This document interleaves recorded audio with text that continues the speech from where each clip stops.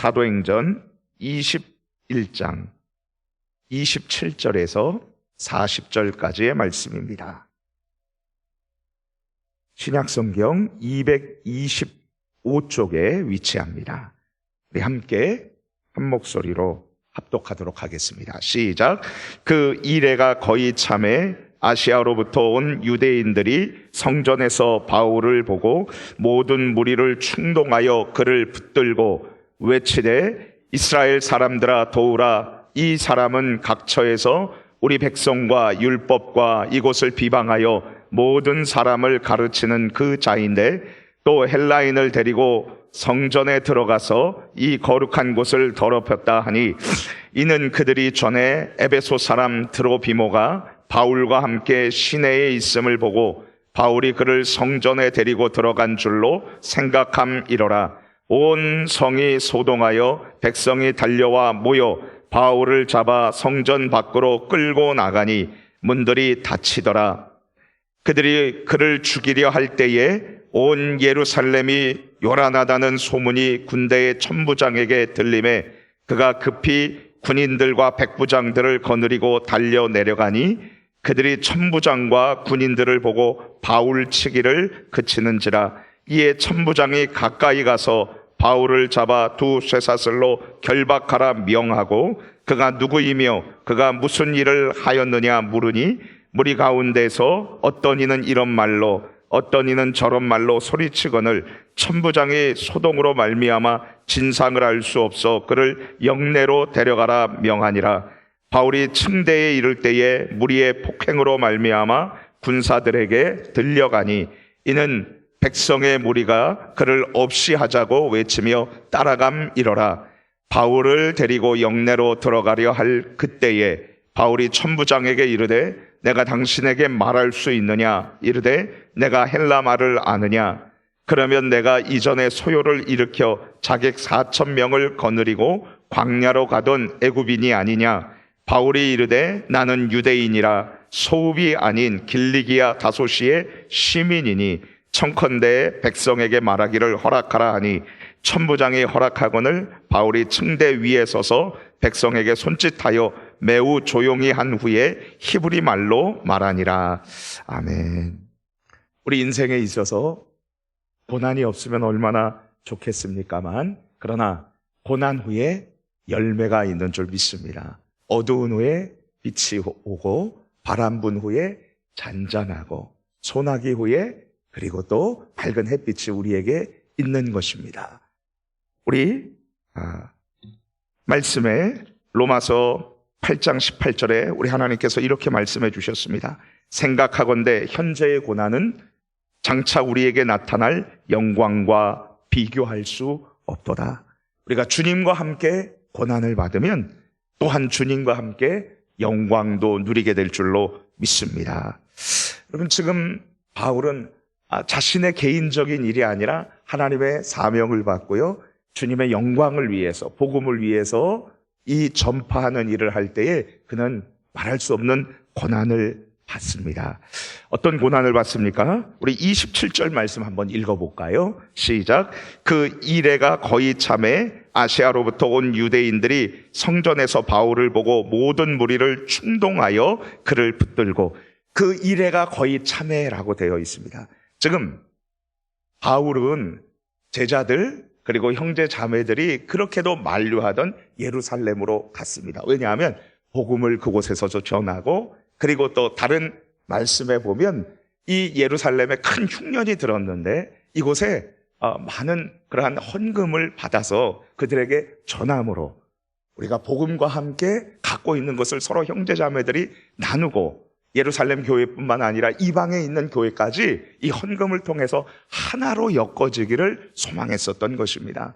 그는 누구의 만류에도 불구하고 성령께서 고난이 있겠다고 말했음에도 불구하고 그는 그곳으로 가겠노라고 그렇게 결단을 하고 그곳에 갔습니다. 그리고 복음을 전하는데 여러분 예루살렘에 가니까 거기에서 수장되는 예수님의 제자 야고보라는 사람이 있습니다. 이름은 영어 이름은 제임스라고 그렇게 합니다.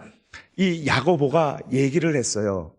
베드로, 지금 여기 여기 유대인들이 당신에 대해서 많은 오해를 하고 있는데 이 오해를 풀기 위해서 성전에 들어가서 나실인 서약을 하는데 여기 있는 네 사람들과 같이 가가지고 거기에서 성전에서 나실을 서약을 하면 그러면 성전에 대해서 오해를 하고 있다는 그러한 이 유대인 사람들의 의혹을 다 풀 수 있을 것이다. 이렇게 얘기를 한 것을 듣고 바울이 4명의 유대인 사람들을 데리고서는 성전에 들어갔습니다. 그리고 나실인 서약을 하게 됩니다. 나실인 서약을 하는데 그 이레가 거의 차서 특별하게 하나님 앞에 바쳐진 이 서약을 하는 그 성전에서 이 서약을 하는데 아시아로부터 온 유대인들이 바울을 본 유대인들이 흥분했습니다. 그리고 이 바울을 향해서 죽이려고 달려드는 것입니다. 그리고 외치는데 어떻게 외치느냐? 28절 말씀을 우리 같이 함께 읽겠습니다. 시작. 외치되 이스라엘 사람들아 도우라. 이 사람은 각처에서 우리 백성과 율법과 이곳을 비방하여 모든 사람을 가르치는 그 자인데 또 헬라인을 데리고 성전에 들어가서 이 거룩한 곳을 더럽혔다 하니. 지금 이 유대인들은 흥분했어요. 아시아 특별히 에베소에서 바울이 3년 동안 복음을 전했었을 때 그곳에서 반대하고 그곳에서 바울을 봤었던 이 유대인들이 지금 성전 안에 들어와서 바울을 보고 흥분한 것입니다. 이는 잘못된 가르침을 이방 사람들에게 전한다라고 그렇게 생각을 했었고, 그리고 두 번째로는 이 이방인을 지금 성전에 들어왔다라고 그렇게 이야기를 하고 있습니다. 지금 성전에 보면은 제일 먼저 이방인의 뜰이 있습니다. 이방인들이 갈 수 있는 곳이에요. 그리고 나서 그 다음에 여인의 뜰이 있습니다. 그리고 그 다음에 이제 남자들이 들어갈 수 있는 남성들의 뜰이 있습니다. 이렇게 단계별로 있는데 이방인에서 한 발자국도 들어갈 수가 없습니다. 유대인들은 거기에서 엄격하게 지켰었거든요. 여인들의 뜰이나 그리고 남성들 유대인들의 뜰에 들어갈 수가 없는데 바울이 이 이방인을 데리고서는 성전에 들어왔다고 그렇게 오해를 하고 잘못 판단을 하고 바울을 데리고 와가지고서는 지금 죽일 듯이 치고 있는 모습을 볼 수 있습니다. 그랬었을 때에 여기 이 로마의 주둔에 있었던, 당시 이스라엘은 로마의 속국이었으니까요, 로마의 주둔에 있었던 천부장, 약 한 1000명의 사람들을 거느릴 수 있는, 지금의 말하자면 한 연대장급 정도 될 것 같습니다. 이 사람의 이 소식이 알려져서 그래서 진압을 하는 과정이 여기 나와 있습니다. 자, 그런데 여러분, 사람들이 지금 어떻게 바울에게 이 폭행을 하면서 위협을 하느냐? 우리 35절 말씀 같이 한번 읽어볼까요? 35절입니다. 시작. 바울이 층대에 이를 때에 무리의 폭행으로 말미암아 군사들에게 들려가니. 36절 한 번 더 읽습니다. 시작. 이는 백성의 무리가 그를 없이 하고자 외치며 따라감이러라. 지금 백성들, 유대인들이 그를 없이 하자라고 그렇게 하고 있습니다. 정확하게 이 본문 말을 번역하면 너는 그를 없이 해라 라고 그렇게 이야기를 하고 있습니다. 천부장에게 지금 이 바울을 제거하라고, 죽이라고, 없이라고, 그렇게 없게 하라고 그렇게 말하고 있는 것이죠. 여러분, 이 말씀을 들을 때 무엇이 생각납니까? 유대인들이 예수님을 십자가에 못 박을 때 빌라도에게 뭐라 그랬어요? 너는 그를 없이 하라 그랬어요. 예수님을 죽이라고 그런 것처럼 지금 바울을 죽이라고 하는 모습을 우리는 여기서 볼 수 있는 거죠. 유대인들이 하도 때려서, 그래서 바울은 지금 폭행으로 말미암아서 군사들에게 들려가고 있습니다. 얼마나 많이 맞았을까요? 그가 스스로 걷지 못해서 군사들에 의해서 엎혀서 들려가는 모습을 우리는 여기에서 볼 수 있습니다. 자, 여러분, 이러한 고난을 받을 때 바울은 어떻게 이 모든 고난을 다 감당할 수 있었을까요? 이 고난을 감당하고 그리고 끝까지 자신의 소명을 감당할 수 있었을까요? 그것은 바로 내가 너와 함께 있겠다는 예수님의 약속과 소명과 비전 때문이었습니다. 바울이 고난을 이길 수 있었던 첫 번째 이유는 예수님의 약속입니다. 사도행전 18장 9절 10절에 이렇게 말씀을 예수님께서 하셨습니다. 바울아, 두려워하지 말라. 침묵하지 말고 말하라. 내가 너와 함께 있음에. 하나님께서 꿈의 환상 중에 바울에게 얘기해 주신 거예요. 두려워하지 말아라. 내가 너와 함께 있노라. 할렐루야. 주님께서 함께 있는 곳이, 그것이 안전한 길인 줄 믿습니다. 다윗은 시편 23편에 이렇게 말했습니다. 내가 사망의 음침한 골짜기로 다닐지라도 해를 두려워하지 않을 것은 주께서 나와 함께 하심이라. 주님께서 함께 하시는 곳이, 그것이 어려운 곳이라 할지라도 그곳은 안전한 곳인 줄 믿습니다. 우리 하나님의 약속이 우리에게 있습니다. 어저께 우리가 말씀을 들은 것처럼 두려워하지 말라. 내가 너와 함께 함이니라. 놀라지 말라. 나는 내 하나님이 됨이라. 내가 너와 함께 하리라. 참으로 나의 의로운 오른손으로 너를 붙들리라. 하나님께서 약속해 주셨습니다. 주님의 약속이 우리에게 있기에 이 약속을 붙들 때 우리는 어떠한 고난도 이겨낼 수 있는 것입니다. 두 번째로 바울이 그 극심한 고난 가운데에서도 그것을 이겨낼 수 있었던 것은 바로 예수님의 소명이었습니다. 예수님께서 그에게 주신 이 소명 때문에 그는 이것을 감당할 수 있었던 것이죠. 예수님이 어떤 소명을 주셨습니까? 사도행전의 전체 키 역할을 하는 구절인데 사도행전 1장 8절 말씀입니다. 오직 성령이 너희에게 임하시면 너희가 권능을 받고 예루살렘과 온 유대와 사마리아와 땅끝까지 이르러 내 증인이 되리라. 예수님께서 이 소명을 바울에게 주신 것이었습니다. 이 소명 때문에 그는 이것을 붙잡고 지금 예루살렘에서의 이 고난을 견디고 감당할 수 있었던 것입니다. 여러분, 이 예수님께서 주신 소명은 바울에게만 주신 소명이 아니라 우리에게 주신 소명입니다. 우리가 있는 자리, 우리의 이 가정에서 복음을 전하고요. 그리고 또 우리가 있는 이 지역 서산시에서, 그리고 우리 대한민국에서 어찌하든지 하나님의 사랑과 복음을 전하려는 이 소명, 이 하나님께서 주신, 우리에게 주신 이 사명을 생각하면 어떤 고난도 우리는 감당할 수 있고 이겨낼 수가 있는 것이죠. 바울이 그 모진 유대인들의 핍박과 폭행을, 그리고 피 흘리기까지, 쓰러지기까지 당하면서도 감당할 수 있었던 세 번째 이유는 하나님의 비전 때문이었습니다. 하나님께서 그에게 주신 믿음의 꿈 때문이었습니다. 사도행전 19장 21절에 이렇게 말합니다. 이 일이 있은 후에 바울이 마게도냐와 아가야를 거쳐 예루살렘에 가기로 작정하여 이르되 내가 거기 갔다가 후에 로마도 보아야 하리라. 예루살렘에 여기 도착을 해서 하나님의 복음을 전하고, 그리고 이방 교회들이 사랑으로 모았던, 힘에 겹게 모았던 이 헌금을 예루살렘 교회에 전해주고, 어렵게 지금 흉년으로 인해서 어려워하는 이 예루살렘 교회에 전해주고, 그리고 나는 로마까지 가야 되겠다라고 그렇게 말하고 있습니다. 당시 로마는 땅끝이었습니다.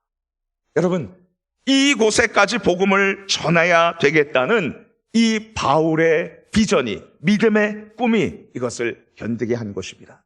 결국 여러분, 이 고난 때문에, 예루살렘에서 이 소동 때문에, 어이없는 소동 때문에요, 바울이 성전을 더럽히고 이방 사람들을 데리고 왔다는 이 거짓 성동 때문에 어떻게 됐습니까? 결국은 바울이 이 유대인 무리에게 재판을 받습니다. 첫 번째 재판입니다. 그리고 여기에서 끝나는 것이 아니라 유대인 전체가 모이는, 동해들이 모이고 대제사장이 모이는 전체에서 그는 재판을 두 번째 받습니다. 그리고 그는 이것으로 끝나는 것이 아니라 이 일 때문에 유대 총독 벨릭스의 앞에서 재판을 받습니다. 세 번째 재판입니다. 그리고 유대 총독 베스도 앞에서 재판을 받습니다. 네 번째 재판입니다. 그리고 마지막으로 헤롯 아그리빠라는 사람에게 재판을 받습니다. 그리고 바울은 당당하게 복음을 위해서 그는 이 말씀을 전하면서 재판 가운데서도 예수님의 복음을 전하면서 항소를 하고, 내가 로마의 황제에게까지 상소해서 가야 하리라. 그런 로마 시민권이 있었거든요. 결국은 이 일로 인해서, 이 고난으로 인해서 5번의 재판을 받고, 그리고 죄수로서 로마까지 갑니다. 그는 돈이 없었을 거예요. 죄수로서 배를 타고, 그리고 가서 로마로까지 가는데 그곳까지 가는 과정 속에서 하나님께서 지켜주시고 그리고 그를 나타내시고 두각시키시고 그리고 그에게 전적으로 모든 것을 맡기시는 모습을 우리는 볼 수 있는 것입니다.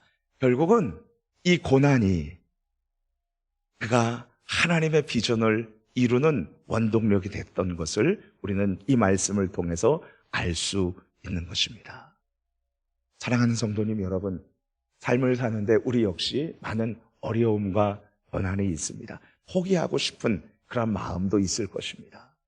그때 어떻게 해야 합니까? 하나님의 약속, 나와 함께 하신다는 하나님의 약속, 그리고 하나님께서 내게 주신 가슴 벅찬 소명, 나에게만 주어진 그 사명들이 있지 않습니까? 나의 가족이 있고 나의 가정이 있고 나에게 맡겨진 사명과 목장이 있지 않습니까? 그리고 하나님께서 나에게 주신 가슴 벅찬 비전을 여러분들 생각하며 감당하기를 축복합니다. 참 어려운 과정 가운데에서도 여러분 자기의 자리를 이탈하지 않고 어머니로서 젊은 나이에 어린 나이에 이제 아기를 낳고 그리고 남편 없이 홀로 아이를 키우는 우리 어머님들을 봐요. 여러분, 근데 그 어머님들이 자신의 정성을 다해서 끝까지 어떤 사람의 시선도 아랑곳하지 않고 자신의 귀한 아이들을 끝까지 책임지고 가르치며 나아가는 모습을 보면 제가 목사로서 고개가 숙여집니다. 정말 존경스러워요.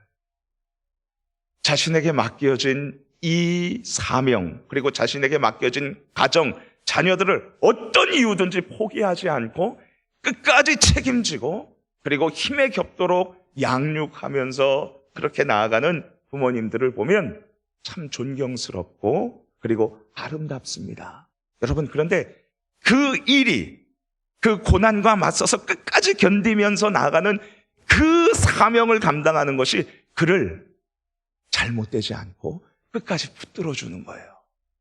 여러분, 우리가 이것을 알아야 합니다. 내게 주신 사명을 포기할 때 여러분, 우린 방황하게 돼 있어요.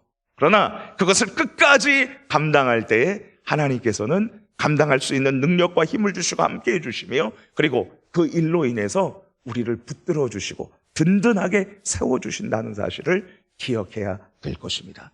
내게 주어진 사명을 우리 가볍게 여기지 말고 소중히 여기며 그리고 지금 당하는 고난이 나를 어떻게 이끌지 모르겠습니다. 그러나 분명한 것은 하나님께서 이기게 하시고 그리고 그 고난을 통해서 하나님께서 큰 뜻을 이뤄가게 하시는 줄로 믿습니다. 우리가 이 믿음을 가지고 오늘 주님 감당케 하여 주옵소서. 그리고 나를 괴롭히는 모든 어려움들, 질병들, 연약함들 다 이길 수 있도록 하나님 함께 해달라고 우리 같이 기도하며 나아가기를 소망합니다.